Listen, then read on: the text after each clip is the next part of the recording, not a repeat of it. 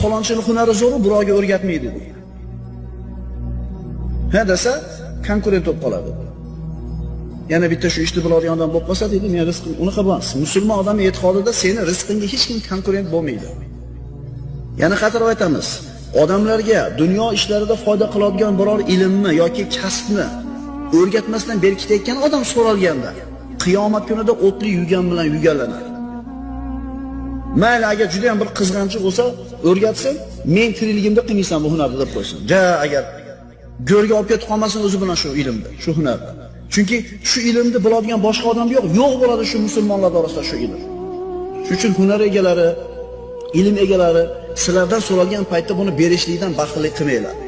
Chunki qiyomatda azobga sabab bo'ladi bu narsa.